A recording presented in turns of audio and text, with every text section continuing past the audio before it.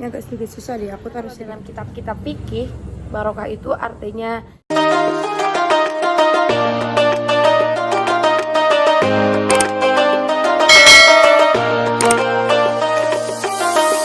Hai teman-teman. Halo teman-teman, ini silau banget sumpah, nggak bohong. Ini udah jam 8:30. Kita mau buka toko dulu. Aduh, main susah nih ya soalnya aku pegang laptop gini sambil mau nugas sekarang. Nah teman-teman semuanya, kita turun nih. Kita mau buka toko. Bentar. Nah, sudah nih. Udah diatur nih cahayanya. Silau kan tuh teman-teman tuh. Udah silau. Aku mau buka toko. Terus abis itu aku mau ngerjain tugas karena tugasnya ini dikumpulin nanti jam 4 sore, nge-review jurnal gitu. Sekarang aku tuh semester 6 guys. Nih ya, masih gelap tuh ya guys. Bentar deh. Nih tuh. Aku buka toko, semoga hari ini rezekinya banyak, lancar, biar bisa bersedekah, berbagi, dan yang paling penting semoga barokah. Oke? Kita buka toko nih. Habis buka toko, aku mau nyapu sedikit-dikit. Yang penting biar gak banyak banget debunya. Tuh kan guys, masih gelap nih, lihat tuh. Gelap, ntar kalau udah dibuka pasti terang. Ntar ya. Aduh, kok ini dulu. Ambil kunci dulu. Ambil kunci.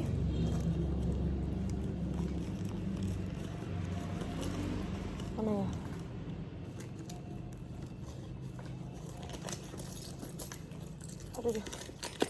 Aduh. Kunci. Mana ya? Bentar ya guys, bentar. Di sini dulu. Gelap nih karena emang gelap pokoknya, bentar ya. Ah, ini dia. Ini dia kuncinya. Ayo kita buka. Let's go.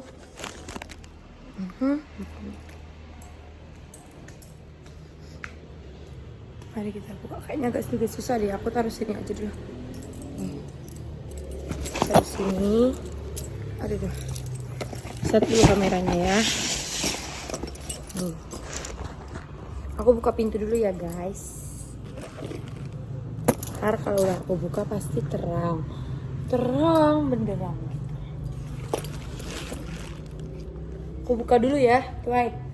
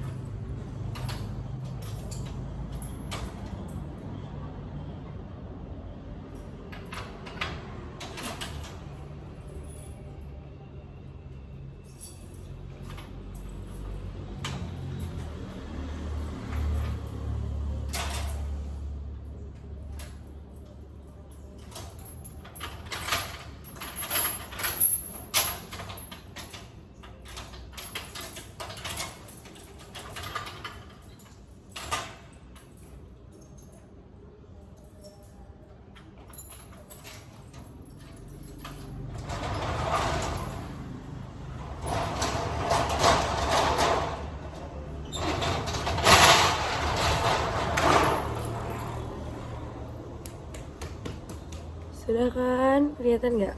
Fokus tuh, sudah kebuka. Sekarang kita mau matikan lampu. Aku mau matikan lampu dulu. Jadi ini kan lampunya, lampu depan tuh masih nyala. Ini lampu ini kita mau matikan. Jadi let's go. Sekarang aku tinggal mau nyapu sedikit. Aku sekarang mau nyapu sedikit dulu nih teman-teman. Terus abis nyapu aku mau ngerjain tugas. Tunggu bentar ya, aku mau ambil sapu dulu.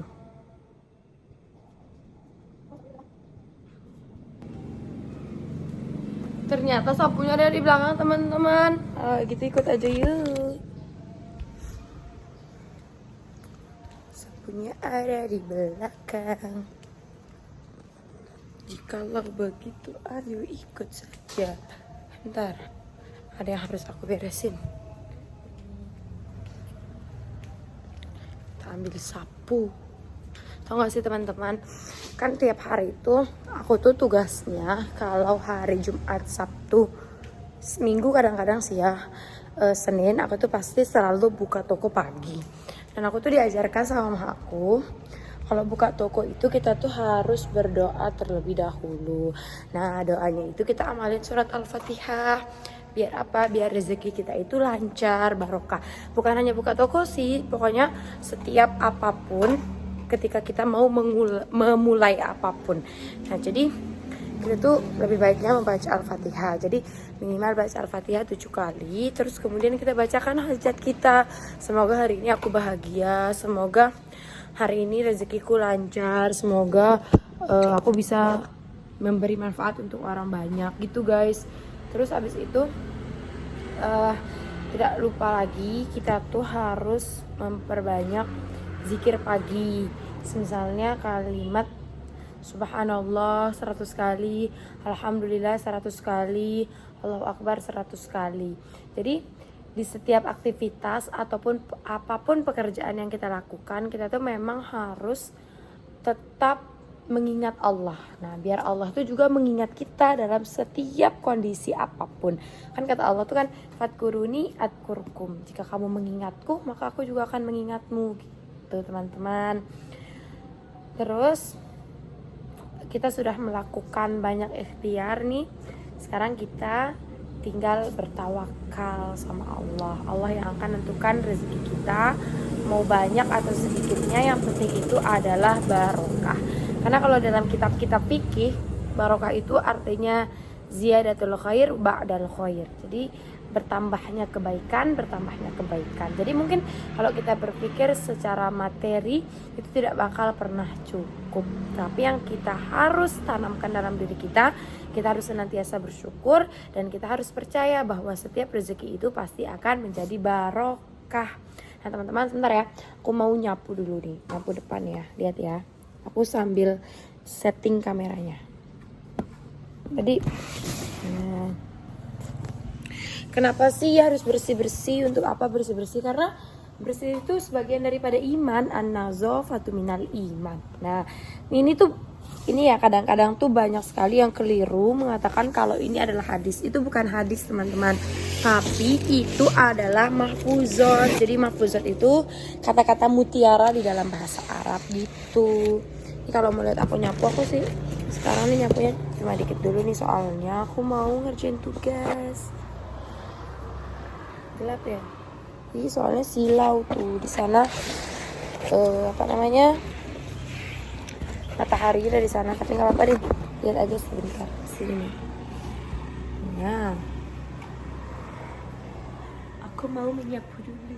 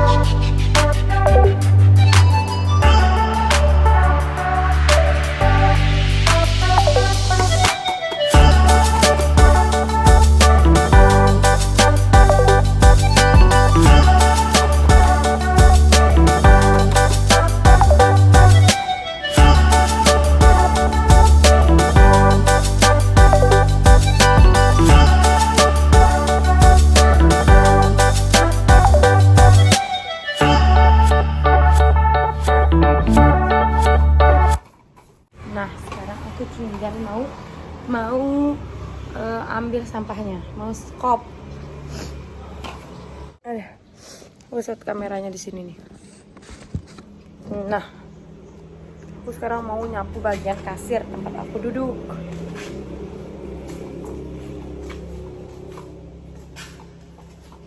Kok nyapunya cuma sedikit sih kakak? Misalnya kita bilang gitu. Karena sekarang aku tuh mau mengejar deadline, aku punya tugas. Dan aku sudah bilang ke mama aku, jadi dia sudah mengizinkan.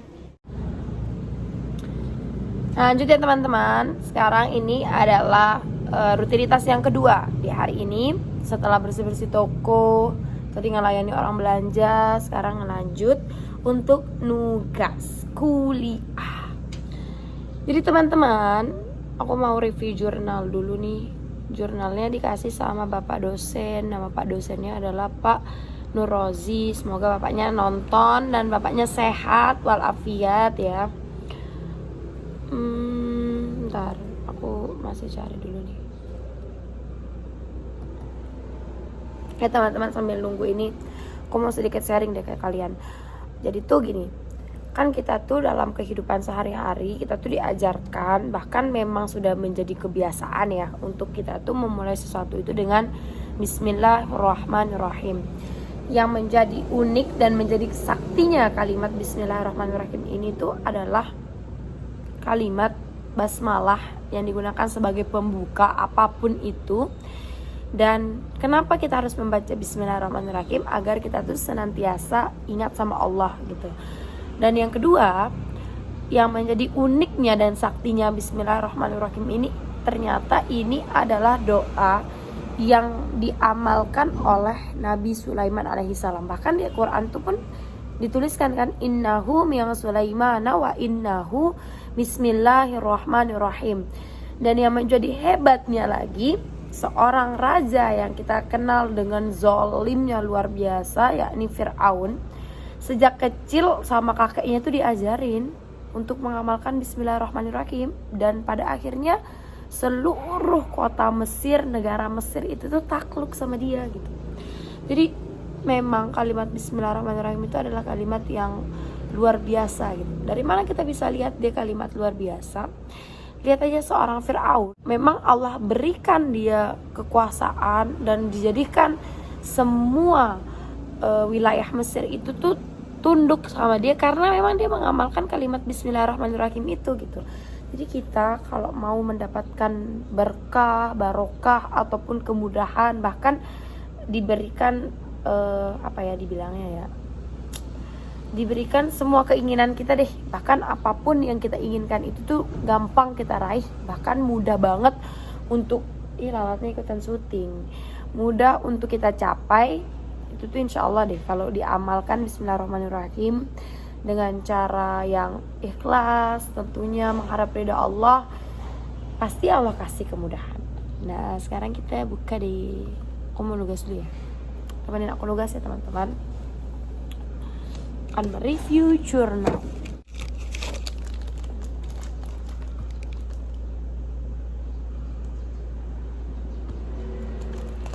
Ini sambil sedikit ngemil.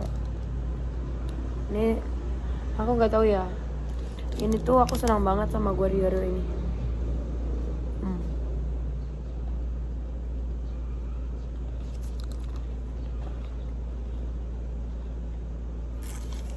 Kayak dia tuh makanan manis, tapi nggak bikin enek gitu loh. Jadi mau makan sebanyak apapun itu nggak bakal enek. Itu dari aku sih ya, tapi nggak tahu juga dari kalian. Mungkin ada yang lebih suka sama Oreo atau sama Oreo. Yang jelas sih kalau aku dua-duanya suka, tapi ini tuh nggak bikin enek sama sekali. Aku sayang banget dia pokoknya.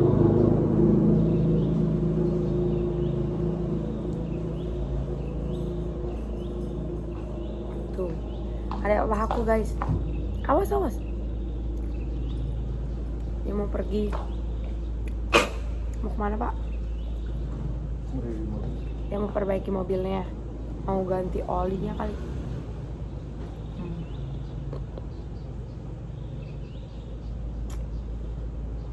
Mana ya?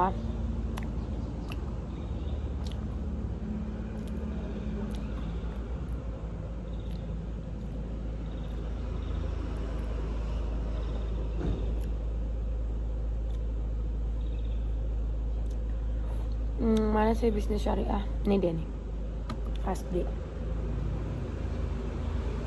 Aku kalah sama aku nggak? Nih.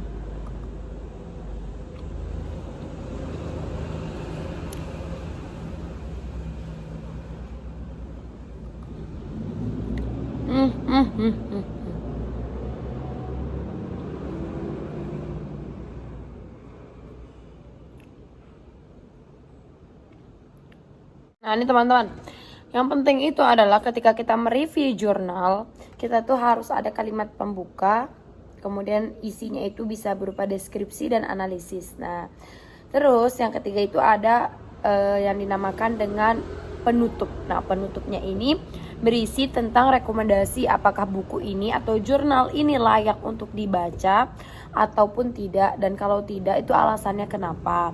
Dan memang ketika kita mereview jurnal itu kita harus menganalisa setiap tulisan apapun yang ditulis oleh orang, oleh penulisnya, sorry. Apa sambil denger musik aja ya?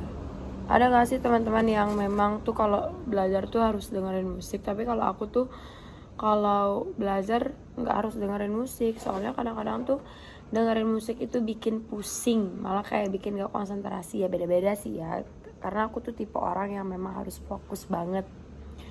Cuma nantinya aku butuh sesuatu nih.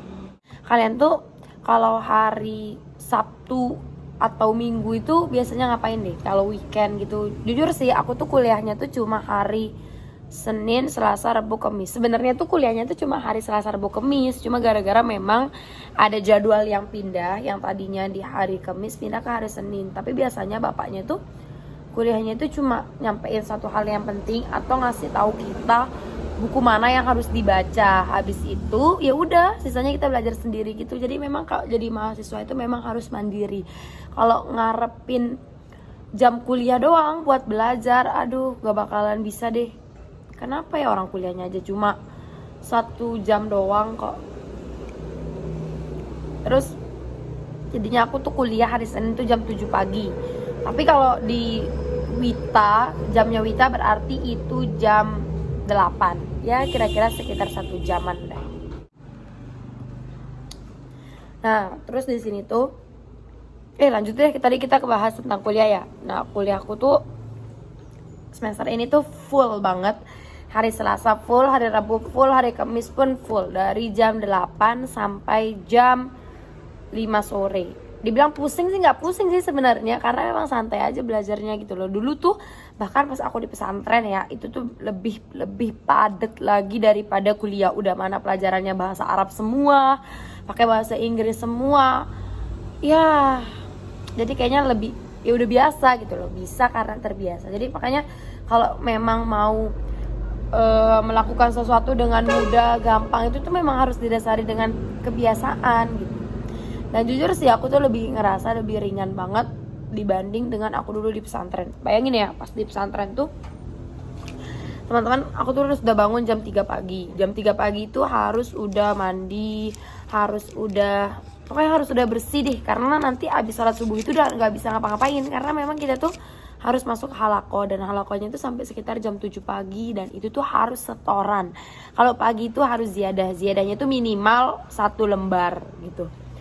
Udah mana tuh pokoknya perjuangan banget deh. Sementara kan kalau kuliah tuh kan kayak bahasa Indonesia, jadi kita bisa memahami, bisa lebih mudah dalam melakukan apapun gitu. Kayak alhamdulillahnya tuh Allah kasih kemudahan aja gitu.